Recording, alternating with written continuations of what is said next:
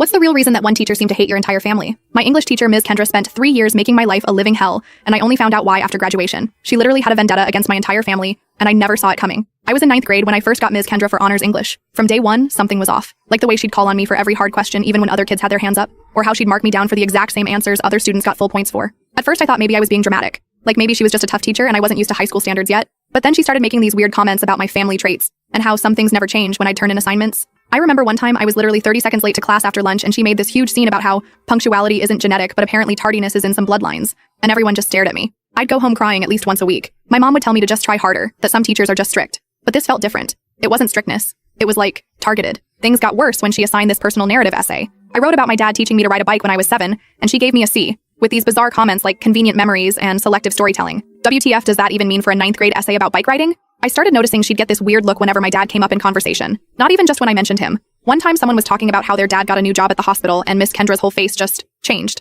Asked which department super intensely. When they said cardiology, she relaxed but looked at me for like a solid 5 seconds. My dad's an accountant, so IDK what that was about. The real confirmation came when my little brother Trevor started 9th grade while I was in 11th. At dinner one night he was complaining about his psycho English teacher, and I literally felt my stomach drop before he even said her name. He'd gotten Ms. Kendra too. I asked what she was doing, and he described the same exact treatment. Junior year I wasn't in her class anymore, but she'd still find ways to mess with me, like volunteering to chaperone field trips I was on, or randomly selecting my locker during contraband checks. She even tried to block me from joining the literary magazine even though my GPA was well above the requirement. I started paying more attention to when her mood would shift. Mentions of my dad were definitely triggers, but also anytime someone brought up weddings or engagements. There was this one time during senior year when Miss Kieran, the nice history teacher, was showing off her engagement ring in the teacher's lounge, and I happened to walk by. Miss Kendra saw me glance at the ring and literally slammed her coffee mug down so hard it cracked. After that, I started a little experiment. I'd casually mention my dad around her just to see her reaction. Nothing obvious, just stuff like, my dad's picking me up early today, or my dad helped me research this topic. Every single time she'd get this tight look around her eyes and find some way to criticize me within the next few minutes. By graduation, I still had no answers. I'd asked my parents if they knew her and they both said no, never met her before parent-teacher conferences.